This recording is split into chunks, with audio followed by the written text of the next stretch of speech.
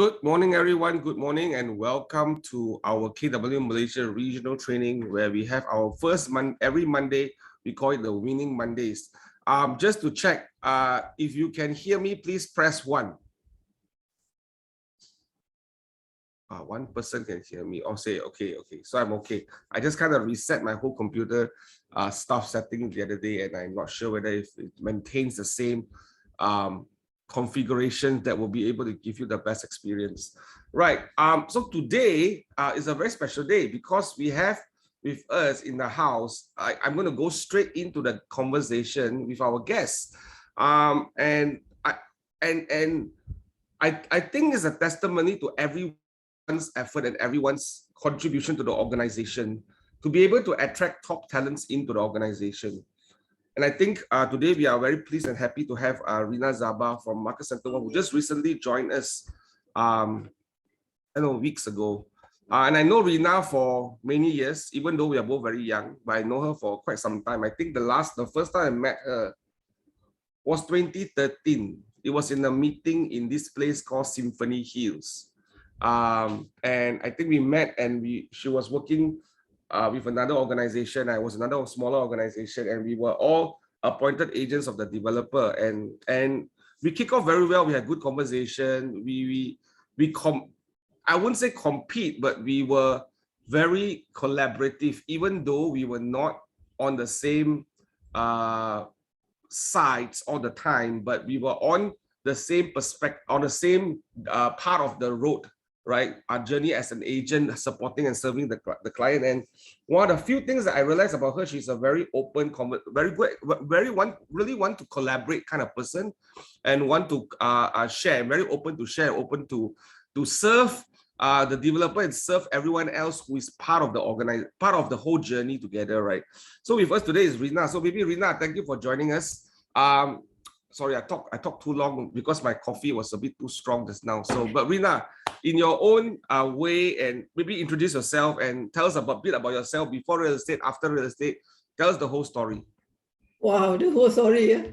Are you sure or not? It will take a few days of whole story. Okay, to those that haven't known me, my name is Rina, and then I've been in the business for over 10 years now, since 2011. And my first focus area is Cyberjaya, and that is where that I met John.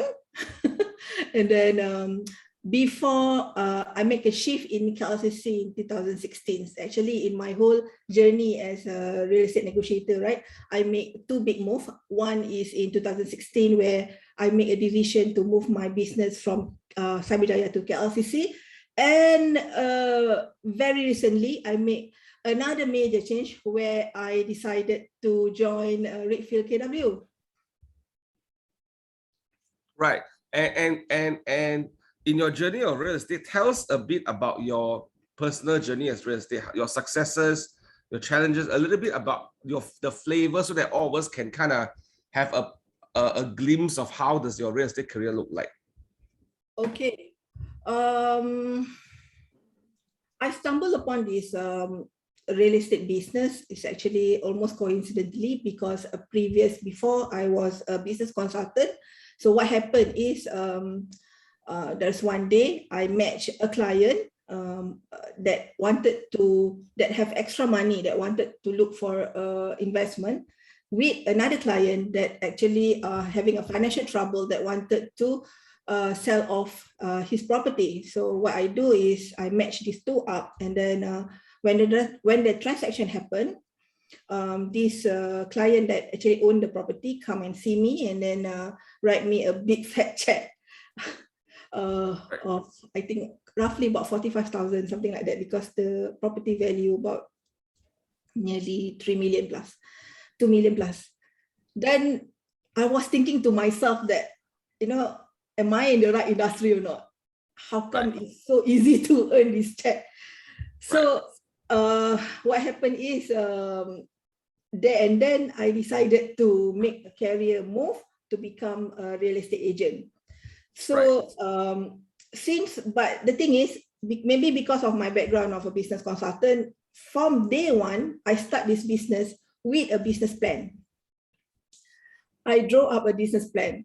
So it might not be as canggih as GPS, but but it's a good enough to give me a clarity and focus in my business. And because I have a business plan, I also ensure that I have a year-to-year business growth. If not 10%, 20%, at least there's some growth to my business. Right. As a result of this, so I managed to manage to win every year award in my previous agency as a top producer without fail every year, and ultimately win a MIEA $1 Million Achiever Award in 2020.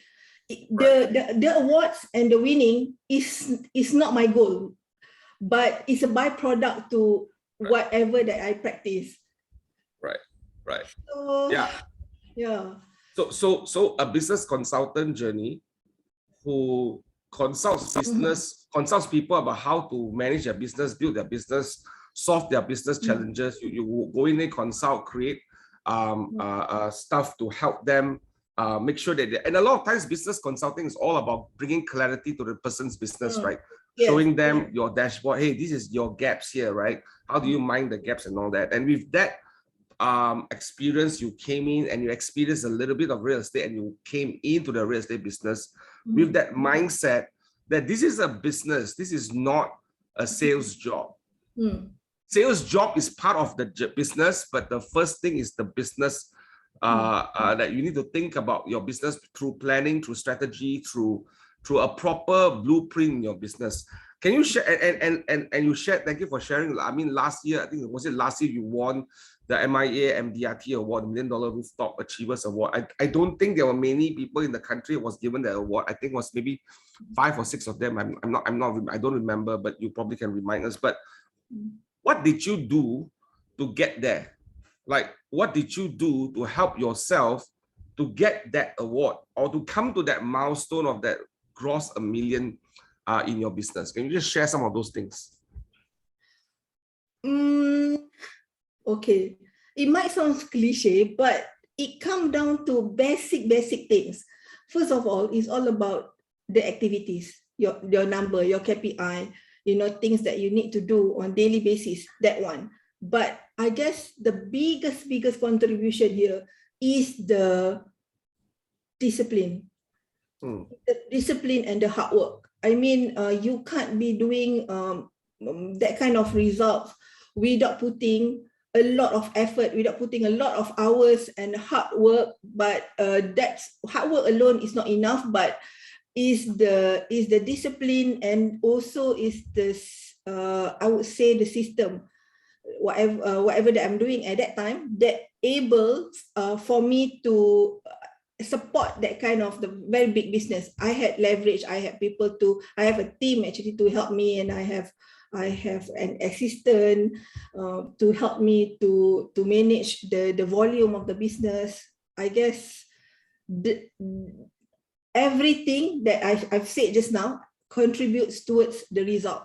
It's not me alone doing the work, but it's the whole thing, including the system and the leverage and the business planning. All that actually contributes towards the result.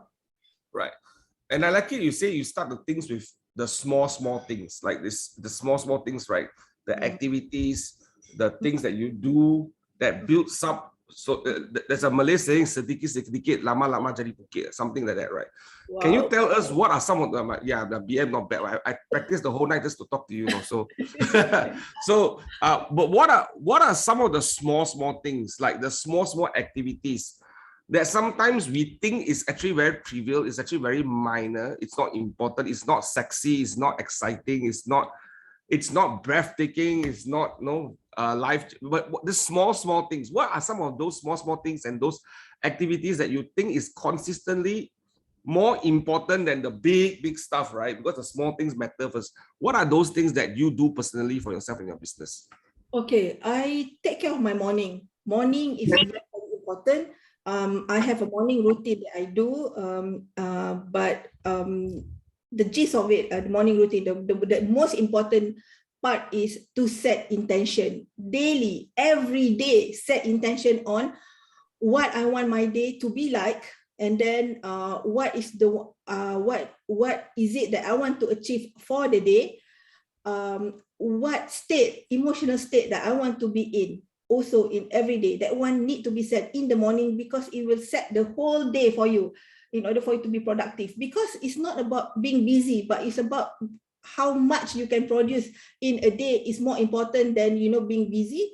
So it's very important for me to stay focused. So every day I will set it. What I'll do is I will look at my goal, and then I will set it as such that, okay, this activity support my goal or not, this one, this activity support my goal or not, this one support my goal or not. So in that way, I'm able to be laser focused, doing things that only relevant to my goals. None not relevant, I don't do it. That one. And then small things like you have to do on daily basis. Like, for example, there's one time during me marketing a project that I have to have a two lunch appointment per day. So I've been doing that consistently for over 2 months or 3 months, you know. Imagine that during lunch I have to have two lunch. So Wow. okay, I don't eat, I only only have appointments. Yeah. Right. So this thing, to some people, maybe they do it like, you know, few weeks, and then after that, okay, not working, don't want to do it anymore. But I believe in, you know, just keep doing it, and then you just tweak whatever not working, just tweak it a little bit until you hit, you know, the right formula. Then you get the results in. Right. Then whatever that I do at that time actually give a very good results to me. Two lunch appointments a day. 2 lunch appointments, yes.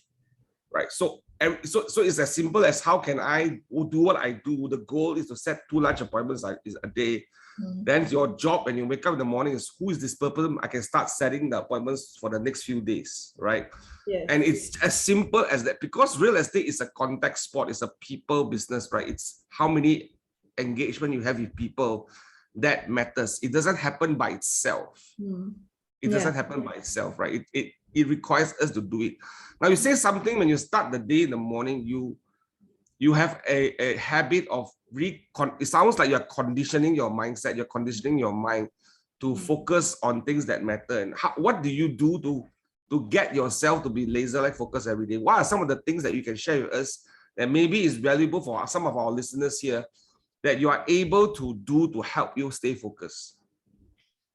Okay, staying focused is all start with goals. So in order for you, before you have goals, you must have business plan, right?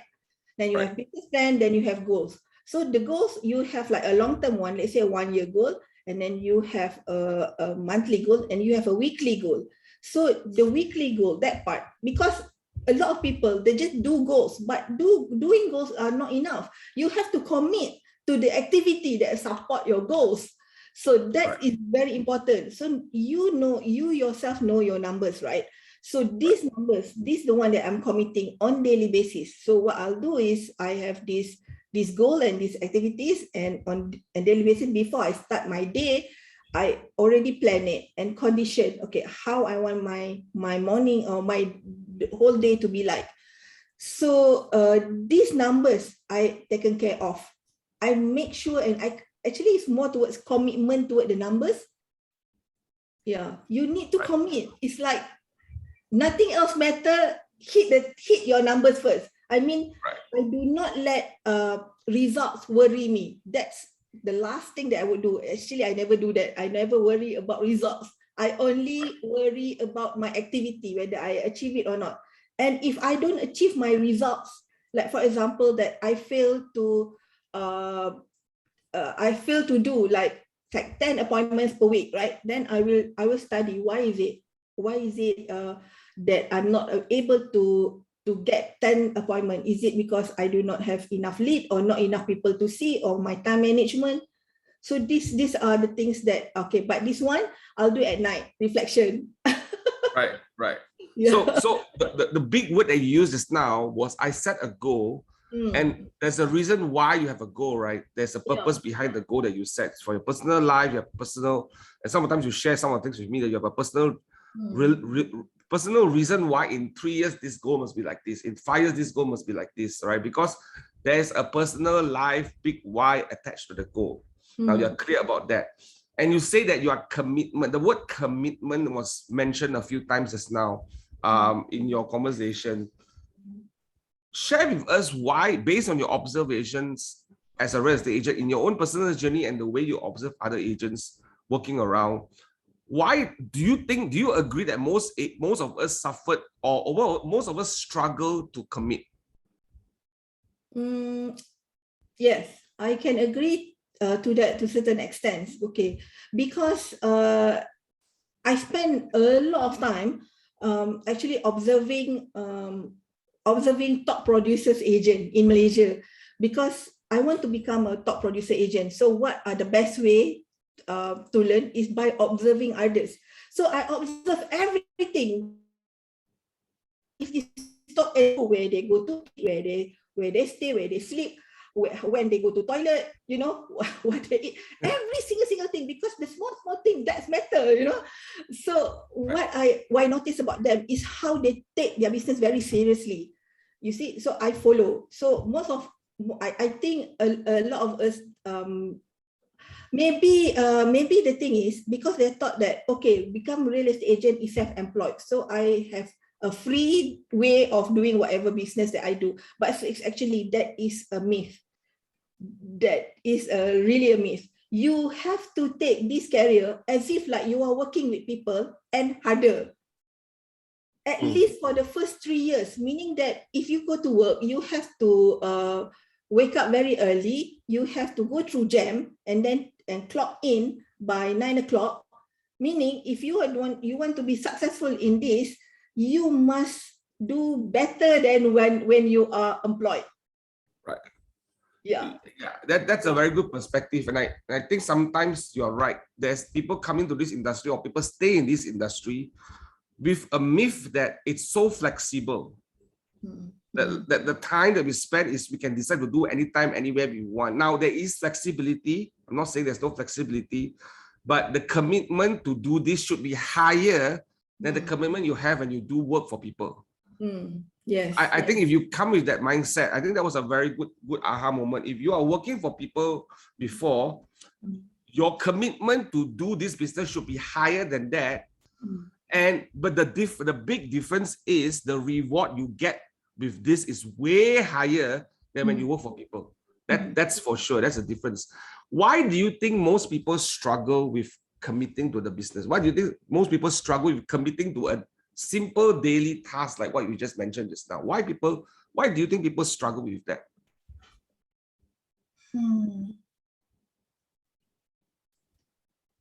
Why people? Based on your observation, based on your own experience, why do we struggle with committing to the small things to do the activities on the daily basis? What are some of the things that in your observation that you see people struggle with? Why do you think they struggle? Is it mismatched expectation? Is it not clear what they were supposed to do? What were some of the reasons why people struggle? I guess there's maybe I can summarize into two things. One, dream. Don't have dream big enough. When we talk about dreams, right? Many people, I don't know why, maybe afraid to dream. They don't believe that they can achieve whatever the dream that they have. I think that part, I mean, they don't really believe, because if you don't believe in yourself, you don't have a dream, and then you don't work towards getting whatever your dream is, and then you don't believe in it, then you cannot expect other people to believe, and then you don't have this inner desire and passion inside you to, you know, that drive, because the motivation and drive, the best one is actually come from within, where you don't have external factor to push you, but you yourself actually push yourself to achieve all this. Right. And I always argue with a lot of people. I say, if you rely on third-party motivation, for example, if you need to go to a fire walking session and pay $5,000 to it, it won't last long. If you don't know what you want to do and what you want to become. You just won't last long. The motivation it's basically a myth. The real motivation is when we take action because we are aligned with the goals. I don't know whether you're open to answer this question. I'm going to throw a curveball to you, right? What's your motivation? What's the big why, if you don't mind sharing, that is driving you with so much passion and so much focus in wanting to achieve what you want to achieve? Okay, my previous motivation is used to be my children, because I wanted to give them the best and show you, okay, because I am a very big believer of leadership by example. That one is exclusive of my parenting style as well. So, like for example, that, you know, if I want my children to be successful, then I have to show them what success is all about. So that's the drive, you know, why I do things the way I do, is because I want to show it to them. Okay, this is the way I want you to be able to assimilate or follow or make it as an example. Then now my children already, I think, big enough, they can stand on their own already, right? So so they are no longer my goal. So my next dream is actually, I am preparing about I say 5 years now, 7 years, preparing myself to actually travel to 108 capital city of the world, maybe spend about a few months in that area to study about real estate and culture. So that project will take about 10 to 12 years to finish. So I'm looking forward to that dream right now. Right, and by doing that, your business is still running here. You're planning to run business here, like you build a system, build a model, build a team that is running the business while you are traveling with, I assume, with your husband lah. right. And go around the world and understand culture and real estate, because you love real estate and you like culture and you like to learn new things, and that's your journey in the next 5 to 7 years. I want to go backwards a little bit and rewind, because I know, and it's talking a bit about family, because I know your family is very involved in real estate. I mean, your daughter is part of us and has already been being pretty successful at a very young age. Your husband is with you for some time in real estate together as well. What is it like to see when your daughter transactions at a young age? When you were transacting, she was following and looking at you, right? And then now you're able to see her doing the same as what you have done. How does that make you feel? And what's that feeling like? Can you share with us? Okay. When it comes to children, there's only one thing that I'm worried about. It's like when they are small, right? I always worry that, okay, if I pass away, then what will happen to them? Can they take care of themselves? So now that I no longer have that worry, and then actually my biggest joy, of course, secretly inside, I wanted them to be in real estate, but I also give them 100% free way for them to choose actually what they want to do in life. So I do not dictate whatever they want to do, because I'm a great believer of, you know, children, they are able to choose what their life is. But during the MCO, got nothing to do. So my daughter suddenly say that, okay lah, I wanted to try real estate. And then when she tried, and then the moment that she said she loved it, okay, that's I think the best day of my life, when she said that she loves real estate. But however, there's one time that she is so crazy about making transactions. She actually bother me every night. I cannot sleep. Right. Yeah, every night you will come to my room, and then we'll discuss real estate transaction. Right. And she's not the kind of agent that just sit down and watch, but she's transacting right now. How young is she? How young is she this year? Do you mind sharing? This year she's okay. She'll be 20. She just turned 20 last October. She started 19. I think one thing good about her is that she don't have any limiting belief. Right. So Right. it's easy. So she don't have that any barrier. So if she need to do cold call or she needs to meet people, she doesn't feel intimidated. So Right. I guess that's the Yeah. exposure. Yeah. Now, I faintly remember those days when we were working on the projects, right? You will always bring your kids along wherever you go.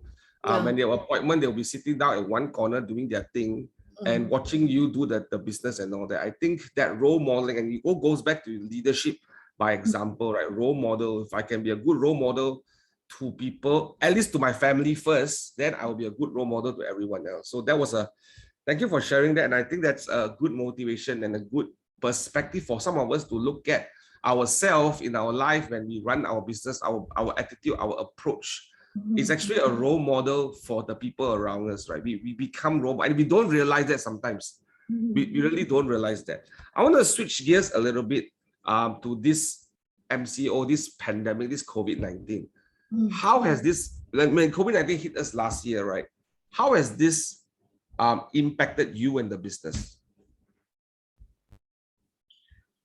Okay. Of course, it impacted me and also my group. It's actually quite bad actually because okay, I always have the realization that the tech is catching up, but I don't think it's that fast. So when the pandemic start and we have MCO after MCO, I couldn't be more wrong. Right. So we noticed that those with technology advantage did much better than whoever that still stick to the traditional way of doing things. So what the pandemic did actually is expediting the inevitable. Right. I thought that I got time, Right. but, Right. the pandemic already proved that I don't have time. Right. So, but not that I don't rely on tech before. My team and everybody else is all about tech. However, with the pandemic and most businesses and transaction is done online, right? We need to add more and more application to the equation, and this is very costly, especially to new agents. Okay, Right. imagine that in order for me to have something like command, right, I have to subscribe easily to five these different application, and all these need subscription fees, and it come out to four figures monthly expenses just for this.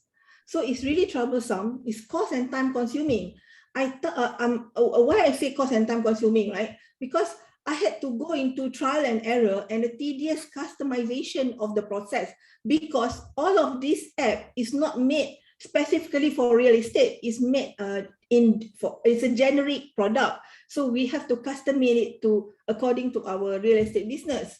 So this this frustration has actually become one of the major contributing factor why I choose to make the shift. Right. And you mentioned during the pandemic, the realization came. All of us know technology is going to come and somehow change the way we run things, but we had the mindset as real estate agents, including myself, I have the mindset that I think we got time, we got time to do this and all that. But then when the shit hits the fan, and then we realized that no, actually we don't have time. Now let's scramble and go and do something, right? And you went through that process, right? Tell us, like, what are some of the things that you were wanting to do? Were you looking at that point of time subscribing to CRMs, digital marketing? What were some of those things that you did? And tell us the frustration that you have to go through to learn those things and kind of subscribe to those things. Okay. So the thing is, I already planned 10 years, the first 10 years of my business. Now I'm planning for the next 10 years of my business, and I know where my end goal is, right? So because of that, I am starting to build business system to take advantage of leveraging whatever that I can, wherever that I can. And then so like the technology part. So actually, the Gary Keller book, The Millionaire Real Estate Agent, I've wrote it many years back. That is where I pick up few things like what I call as activity tracker, but it's a part of GPS where I can track my activities. So so that's the thing. Reading the books and try to implement it on your own is not enough. It's not enough. I mean, I can have the technology part, meaning that to assimilate command, like I mentioned earlier, whereby that I have to subscribe to 5 different apps for me to be able to have the system, but it's not the same. It's not the same for many reasons. It's because I don't know the apps that I'm using is can stand for how long. So there is some sort of insecurity a little bit over there, because maybe let's say for example MailChimp, but I don't know for how long MailChimp is going to be there. Right. Yeah. Right. So this gives me a little bit of insecurity in terms of technology. What say if I over reliance on the technology, then the technology taken away from me because I don't own it, then what happened to my business? Right. So that's the challenge. Number one, the third party apps, number one, they were not built for real estate.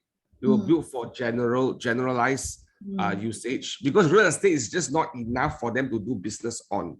They need to do business for everyone, then there's a bigger business. And you have to piece a few apps together. You have to piece a few, like a CRM, you have to piece a Zapier or to push data over and all that, right? Do you know when you start doing that exercise, right, building this whole thing, trying to figure it out, right, and trying to understand through the $1 Million Estate book how to run this business through technology, how much did it cost you to subscribe to all those technology platforms on a monthly basis? Easily, I spend about 1,000 plus per month. That's why I say it's very costly. It's very costly. As if for senior agent, maybe okay, because we got like almost expected revenue that we know that how much we're going to get. But for new agent, is a very high commitment. You can actually rent an office with that kind of thing. So that's where the frustration is, because I'm thinking about my team, I can afford it. Okay, it's fine for me. But how about my team, and they all afford it. So this also is a problem. Right. And also when you think about scaling, because you've got that 5-year plan, right? If I scale, I need to have more people in my organization. They all should be subscribing using the same tech to manage a database and all that, so that I can have a visibility of what's happening. And there's additional cost there as well in the future, even now and future, right? So what's the difference, do you think, in your opinion, for an agent who is trying to adapt or adopt technology to drive their business forward versus an agent who do not see technology as important? Where do you see these two sides? And I think there's only two sides. Either I'm on the technology or I'm not on. Both can still do business right now, I think, in this season, but in the future, someone might be struggling over the other. What do you think would be the benefits of having technology right now to prepare ourselves for the future, or even for now? What do you think? Why do you think technology is important? Oh, we had a very interesting discussion about this. This is a very, very good question, because we foresee like this. Real estate business is either because of the technology and all and how it moves so fast nowadays. So it can only be two things. One, be as big as possible with system, or be as small as possible, do a very, very niche market, then both you can survive. But however, so let us zoom into the very niche one. Okay, so if I'm an agent and I don't want to adopt any tech, right? So who is my target market? So definitely my target market is those clients who hates technology as well. Right. But who hates technology? I'm sure it's not millennials. I'm not also all these TikTokers era. But who is this? The one that actually hates technology is the one that, the older generation, the baby boomers and the Generation X, I suppose. But however, how long can they last? Right. So as long as these people are around, then you still have market. But what happens if those people are not around? Right. Then where is your target market? Then who are you serving when you don't have that target audience anymore? So it's not an option.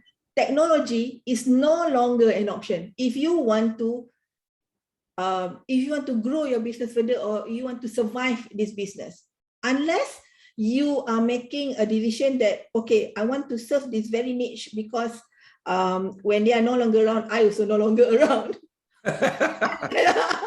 Right, right. That's your decision.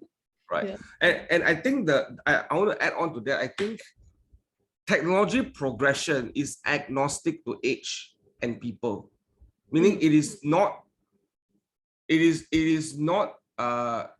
doesn't avoid other people. People avoid it, but it doesn't avoid. Meaning somehow, somewhere, we have no choice but to use it. And I give a very good example, right? My mother-in-law is 92 years old. She has no choice but to use a mobile phone if she wants to go out right now. Because she needs to scan the MySejahtera. She needs to show people her vaccination. Like, so imagine today, she doesn't have, she never really bring out a mobile phone until recently. Her mobile phone always sits charging in the room. It's for her children to call her because there's no household in my house, right? But now she has no choice but to bring the phone out.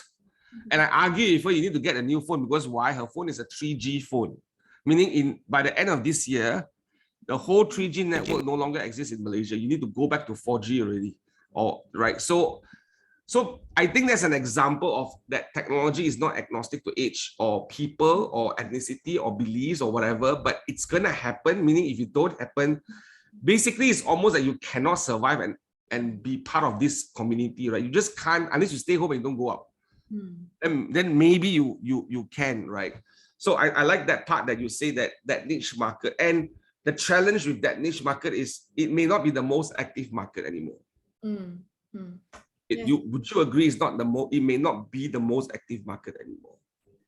It's not at all. And then that is when we talk about business, right? In real estate, it's either you do it on your own, like alone, stand alone, or you build a team. But if you want to build a team, what kind of team member would you attract if you does not use any tech anymore? It must be the like-minded people who hate tech as well. But who are those people who actually hate tech? Again, it come back to the same question. So at the end of the day, the one that actually join you, so is, right. You won't attract, because when we want to talk about growth and advancement and everything, right, we need to attract young talents. Right. Yeah, but are they appeal to those that don't have tech at all? Right. And that's a good question, right, to ask. And that piggybacks to my next question. Is like, and you mentioned it earlier, but what's the main motivation factor for you to make that decision to make a move? And you and I had a lunch conversation about this just 2 months ago, just right after my birthday. We had sat down in a Japanese restaurant and we were having this conversation, right?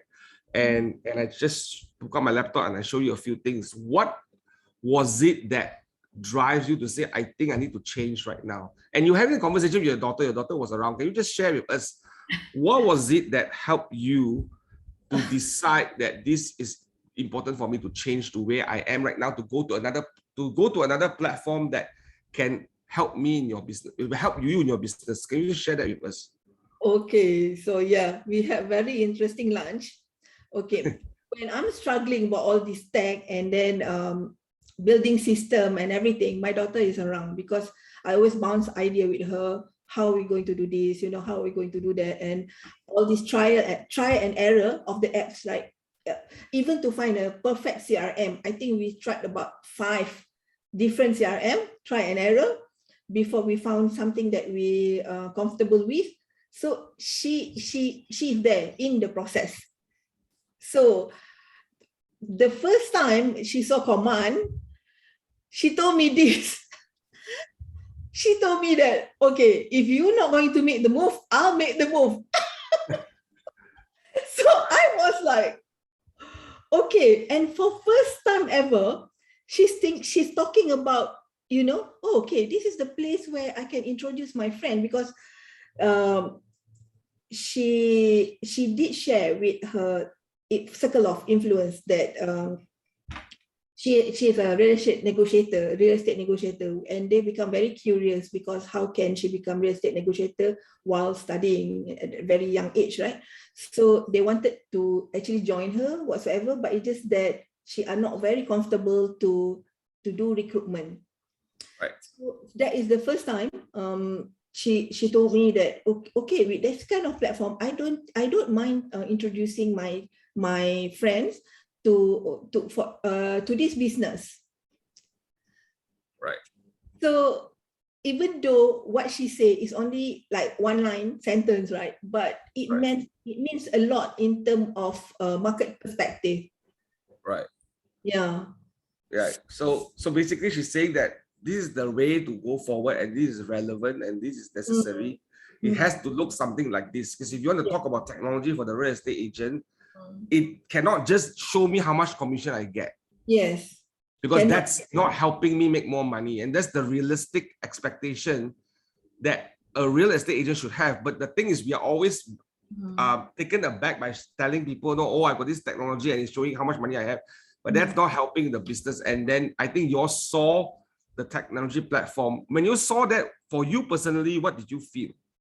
I feel like, what the heck, that I'm wasting 2 years for try and error product, when there is one solution that actually is just in front of my eyes, but I just don't want to open my heart to it, So, but even though it's a good learning process, but I feel that the learning process is good in order for me to appreciate what I have now. Yeah. So it's you need to, and you journey through, because you went through the pain of trying to fix your own tech with no support, just by yourself and your daughter trying to figure out. And as she's figuring out, there's always a missing piece somewhere. There's always a missing piece somewhere that you have to, and it costs more money every time. Yes. It costs a lot of money, right? And coming over here, if you sign up with us, the cost of the technology, about 100 plus to 200 ringgit a month. What is the difference compared to what you were doing before in terms of cost wise? I don't feel it as a cost. It's too negligible I can just ignore. Of course, the cost saving, I would say that a lot is something that, even without that's why when you mentioned about the technology cost and everything, right? It's actually I don't see it at all like that. I don't see it at all. It's very negligible, comparatively to when I do it on my own. Otherwise, the money is like, for me, it's like not an expenses, but major cost saving. Right. Yeah. So if you're seeing it as a cost saving factor rather than a cost outflow, it's actually you are saving money by doing this, right? You're saving your money by doing this because you don't have to pay for all those third-party apps. You just pay one flat fee and you get everything, and we are adding more stuff as we go along the way. Right. So technology would you say that technology was a major factor that drives you to say that I think this is the new home I should call home right now? No, it's not. No. It's not. Technology is only part of it, but like I share with you, John, right? I also try to build system and everything. When we talk about system, people always say that computer system. It's actually not. I'm referring to business system, business model, and to build that business system and business model, right? It takes more than a technology. It takes culture. So culture is another aspect why I'm making the move, because I've been pitching my team member about, okay, this is a business. Hence, actually, what RZBC stands for. RZBC stands for is actually Rina, Zabaar, business community. Why I call my team business community? Because I want them to think like entrepreneur. So entrepreneur meaning that I want them to think about I want them to think about profit and loss and revenues and business system, leverage, things like that. So in order for me and my team member, right, in order for us to be able to think that way, technology is not enough, but we also need a surrounding and environment and a culture that actually support that, where we think about our profession, as a business. Right. So the conversations about treating the business as a business, and we are business owners, and talking about numbers. Like last week, I had a profit and loss of training, how to manage your finances, which I think is the number one problem that most agents go through in their business. To a certain point in time, they will have some financial issues because they don't have a proper financial understanding of how to manage it, right? Yeah, and having the business model of building a system around your business so that you can protect and grow the business and scale the business. So the environment is important because it requires people of same-mindedness to think about it. Yes, right? exactly. Right. And you won't see us talking about our flashy cars here. You won't see us talking about flashy trips here because that's not entrepreneurial. That's the life we want to have, and there's nothing wrong with that. But the focus is how do we build that life so that you will get there. Yes. Not get there first before your business is ready. Yeah. Right. That's the key thing, right? Now, since you're transitioning into us, what are some of the things that you are focusing on right now? What are some of the tools that you are busy with? What are you learning right now that you think is interesting that you want to share with us? I guess the first thing is definitely after coming, system setup and familiarization. So I guess this is all about like, you know, like changing car, right, from Myvi to Lamborghini. So we need we need time to adjust, but we're very excited about it. It's not that difficult to understand. So everything are in place. There's the video, there's a I mean the database of e-learning and everything. So we actually, that one is very easy transition, but you just need a little bit of familiarization. Right. And based on you and your team plans for 2022, what are some of your major big plans that you have for the year of 2022 for your business? Okay, personally, on my personal capacity, my focus right now is to start building the system and the leverage as per the MREA models. But on the team growth, I'm really looking forward to expand my team right now. Now that I have this platform, I actually more confidence to do recruitment. I never do an active recruitment before. It's always it's grow organically, actually based on referrals.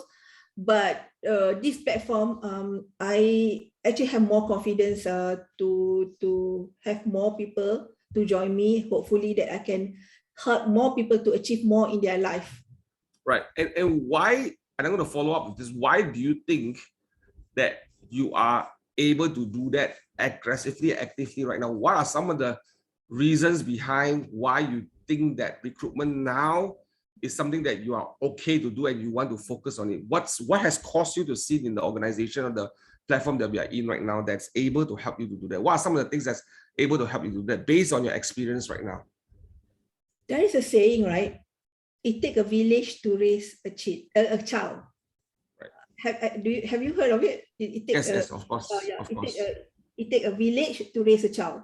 So I want to share a little bit my journey when I decided to homeschool my children. My children, they go to a public school up to age 12. After age 12, they are actually homeschooled. So during the period they are homeschooled, right?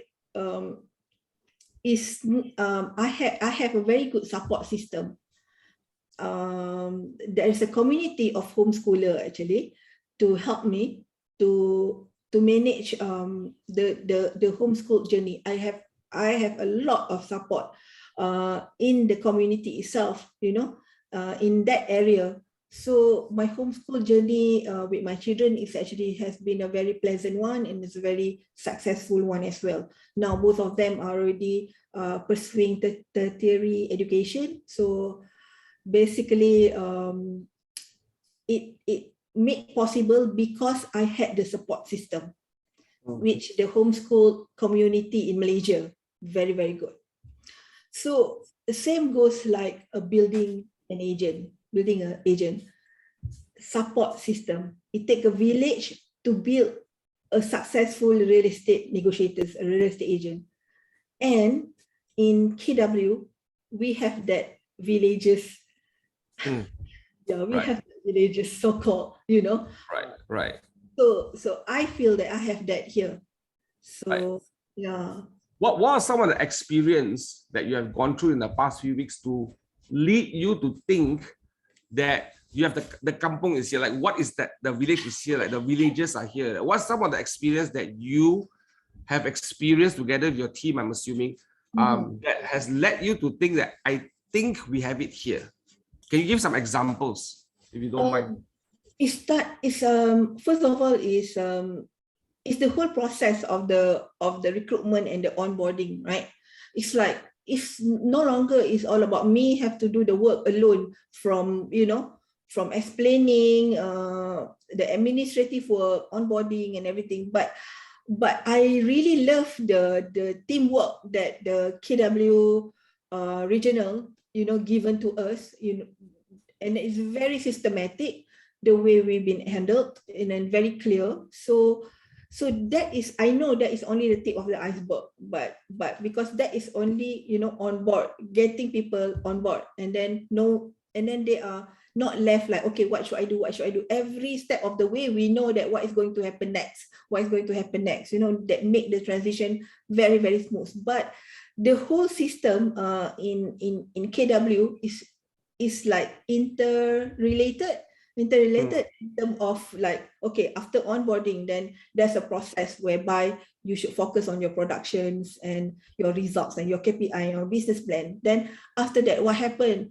Then you go to the next step whereby you see that year after year, what you should do, and there's a growth share, the business system, that all that is actually interrelated. And people here is not only like, is you can, what I can say that you can actually build your entire business plan until you retire here in KW. That's the best part of it. Like you can manage to do a very long-term business plan with KW. Right. So you experience the transition and you experience the engagement with the people in the market center level, especially your director of agent services, your growth, your team leader, the market center has helped transit everyone, plus the staff as well, right? Yeah. Transit everyone in, and you saw that there are so many things that can happen. The possibilities are endless here because of the systems, and the way it's structured is meant to be like this. It was not meant to mix just sales of real estate. It's meant to build businesses and have so much more than just that, from growth share to building a team, the MRA models. So those are the possibilities that you saw. So thank you for sharing that. I'm going to hold on to you for some last thoughts. I want to ask if there's anyone on the chat box here have any questions for Rina, because very rare you get Rina here. She's very busy, right? So anyone got any question? What are some of the ahas or thoughts that you have from this conversation today? How many of you are finding this conversation very helpful for you all? How many of you are learning something from today's session? What are some of the ahas or questions that you have? Please put it on the chat box. There was a question, I think, earlier to you, Rina, was that, did you started as a solo agent when you start the journey as a real estate agent? Did you start as a solo agent? Yes. I started as a solo agent. Right. And then what makes you want to transit out from a solo agent to build teams and to build leverage? Okay. The leadership part is I do not plan it. I just step up to the occasion. That's all. That for me is like, if like nobody else wants to do it, then I'm okay doing it. I mean, I'm okay taking on responsibilities, and it's right. Kind of like natural things to do. Right. A lot of inspiration about your intentional efforts to build communities, and communities are very important. And stay tuned. She's going to build a community inside here for sure. We'll share a little bit more about it as we go along the way, because there's something that she proposed to us that I would talk to some of you all as we move forward, but she's wanting to build a community around certain things that I think will matter and bring value to the organization and to everyone here. So hang on for a while, Rina. Guys, if you've got questions, please put in the chat box while we bring up the announcements. Guys, can I have the announcements up, please? Right. Okay, so we are going to have our session continue on consistently, just like what Rina says. Everything has to be consistent. We don't stop, and when we feel like not doing it, we just keep going. This week, we will have on Wednesday another session, and we're going to talk to another great leader that just joined us in our organization by the name of Peter Sack. He will just be sharing with us about leading with high impact. He will be with together the Market Center One leadership on this Wednesday. I highly encourage you to join this session to understand how do you build your wealth without limits, right? It's our Wealth Without Limits series right now. Next slide, please. Right, so again, please continue to spotlight your ads on the Age Prop. There are 21 out of 46 last week. This is to help you put your listings in the Age Prop digital newsletter with over 80,000 subscribers. So you have not done that, please help yourself to go to the Age and do those spotlight. Next slide. Touch point going on. Please download all the touch points every Thursday. Again, being consistent about the small things is very important to help you build your business. So these are some of the leverage that we have created for you, from text messages to touch points, to help you reach out to your clients and talk to them, right? Next slide, please. Right, Rina, there's a few questions. There's one question here. Interesting question. Do you have a coach as accountability partner to give a report, to give yourself, or you are just self-disciplined, what do you call that? Self-driven. Do you have someone that holds you accountable? Sometimes I do, but to say that you are just good in self-discipline, I think it's not really accurate. I am now, but is the journey to where I am now is more important. Meaning, maybe that part I forgot to mention. You know, when you do your business plan and there's a year-to-year growth, right?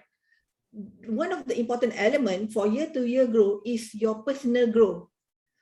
Meaning that you need to grow as a person so that the number can grow as well.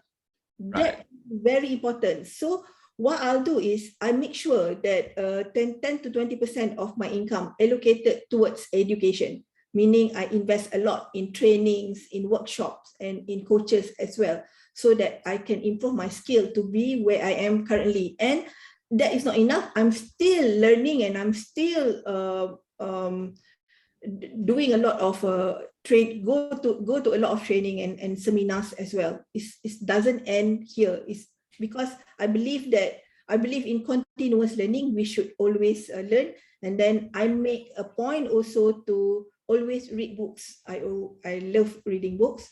So what I'm trying to say is discipline or coaches, you need to invest in your personal growth, because I don't see that happening that much in the community or in our industry right now. I don't see that that agent really invest in personal growth, take it very seriously. Right, and I agree with you. I think your business cannot grow bigger than your own personal growth. Because the reason why sometimes someone's business is at this level is because the personal growth has not come up here yet. Yeah. Right. So that's the reality. So that's a good question. There's another question here. How did your family and friends felt during the initial stage when you decided to move from a corporate company to real estate? Because there are a lot of uncertainties in income, a lot of career path, and you know, I always tell people, if I grew up after college to go tell my father I want to become a real estate agent, I think I'll get a slap on my face lah. But really, how did you go through that journey, and how long did you take for you to make the move? I think the first question, let's put the first part of the question, is how did your family feel, and how did you go through that journey and telling people around you that I'm giving up my corporate journey, I want to go into this business that I want to venture in? What was your experience like? Interesting, because I guess I pretty much from small do things. If I set myself into something, right, does not matter what other people tell me to, I will do it, especially if I really believe in it. So in terms of family member, or I tell them is, I'm doing this regardless what. Right. So I'm not like really, but you know, respectfully, that I'm just informing them this is what I'm going to do. Definitely, there's a few few family members that actually doubt my decision, but I say to them that, okay, give me 1 year, you know, at least give me 1 year to prove that I'm making the right choice. So I suppose that that also is a drive for me to really excel during the first year. Right, right. Yeah. Right. So basically to make a point to prove to them, that's why you make that journey. So let me just rephrase the question today. Now, if I am listening here and I'm thinking of dropping my career, and really I've got a lot of friends calling me up right now. Real story. Yesterday an agent sent me a contact of a friend that the company is downsizing and has been having restructuring. There are a lot of corporate restructuring going on in the market right now, and asking questions. What will you be like for me if I join real estate? Now if you have meet someone today and he or she is thinking about moving on from her corporate job journey into the real estate business journey, what would your advice be for them? Okay. The safe advice, huh? I used to give people safe advice as such that, okay, before you come into real estate journey, remember that there is no stable income, that make sure that you have enough capital for you to run for at least 6 months. That's the safe answer, meaning that, I ask them to make sure that you have enough capital in terms of living expenses and also the cost of sales of doing this business. But when I look back, right, I don't think that is a very good advice because I don't have that. The only drive that I have at that time is the insecurity, knowing that I don't have anything else except for the real estate income to sustain me. Meaning that it's either do or die. So, because I already burned the bridge, no looking back, only looking forward. I guess if you want to say that what is my success factor at that point, is that, meaning that I don't have anything else to fall back to. I can only look front, do until I get results. So that is actually the right recipe. But whether you want to make the move or not, that one I'm not really sure. But as long as you have something to fall back to, or you still on your comfort zone, I don't think you can achieve the growth. Right. And I think I personally kind of went through the same thing. I burned the bridge, no choice, either you do or die. And that has driven me as well. So I think that was a good answer. Right. There's a question here, I think, to kind of circle back to our conversation just now. Why people struggle. You said there are two things. One is people don't dream big enough. They don't believe in themselves. What was the second one? Do you remember why people struggle? Number one, they don't dream big enough. They don't believe in themselves. Did you have a second one? I can't recall that point, but did you have anything to add why people struggles besides them not dreaming enough? I guess when I tell about the don't dream big enough, I also say things about don't have really have confidence. I think I mentioned it but quite briefly, but another thing about struggles is about lacking the self-confidence, I suppose. That's where the struggle is. But it come out to the belief. You don't believe in yourself. Right. That make people struggles actually. How do you think we can have? How do you think we can build self-confidence based on your experience? Mindset. Right. Mindset. The exact one is self-talk actually. Self-talk. I always observe people, right? A lot of us actually being so hard to ourselves. Our self-talk not helping us actually. We always say that, oh, I'm not good enough, or I can't do that, or that's not my thing. I cannot converse in English so well, or I cannot converse in Malay so well. We tell our things like that, our self-talk. So do observe our self-talk on regular basis and notice that the things that we tell ourselves. So self-confidence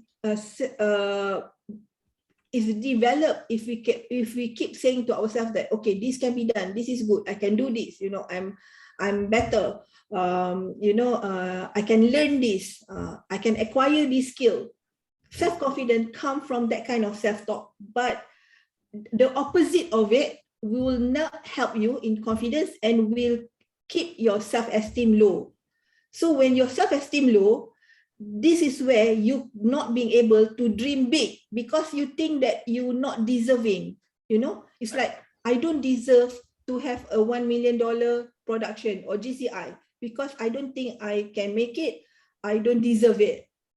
So you because of that, you do not set your goal 1 million, because a lot of time when I do goal setting, right, for my team, right, there's a lot of them that say that never mind, it's too far-fetched.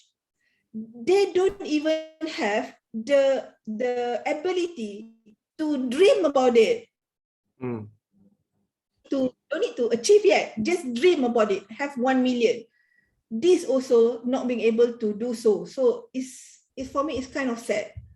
You must be at least, because the dream is free and you are able to dream whatever that you wanted to dream. Right. Yeah. Yeah, and you're right, because all of us have the ability and the power to make that decision to do what we want to do, to achieve what we want to achieve.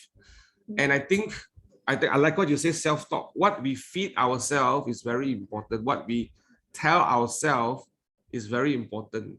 Oh, that's a big aha today. Telling yourself what you want to tell about yourself positively, but that's our choice, right? That's something that you can control and do. Nobody can stop you from telling yourself what you want to tell yourself. Yeah. So nobody can, only yourself. So thank you for sharing that, Rina. So this morning, if you are struggling to tell something good about yourself to yourself, you are empowered to do so. Make a decision to self-talk in a positive way, in a way that can help you to progress. And I think Rina just gave a very good example. Dream is free. It's a choice. It's a choice. All of us have that choice. Thank you for giving us the opportunity to have this conversation, Rina. Thank you really for showing us the mindset and the mentality and the life of a short glimpse of your life as a $1 million real estate agent, a true $1 million real estate agent. Thank you so much. Now, guys, if you are hearing on this channel, on this chat box right now, please express your gratitude to Rina and thank her for really pouring her out. She's a very passionate person, very willing to share. I suspect you will hear more from her as we move along the journey together as part of our family. So Rina, thank you so much for taking time out of your business. Any last advice you have for anyone here today as we close today? What are your last advice to the people here who are your audience and listening? I leave it to you to decide. What's your last advice to everyone? Okay, my last advice is happiness and joy, or doing what we're doing. So at the end of the day, right, regardless you are $1 million real estate agent or not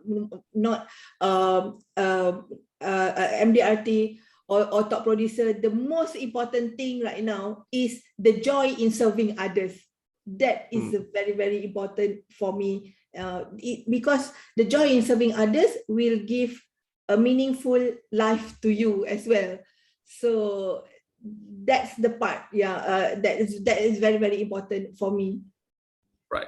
Thank you so much, Rina, for being part of us. We will see you as we go along the way. Definitely more conversations, more sessions with you. Now, how many of you want to see Rina back again? You want to see Rina back again? Please type Rina on the chat box right now. You want to see Rina back again online to listen to her? Please type Rina right now.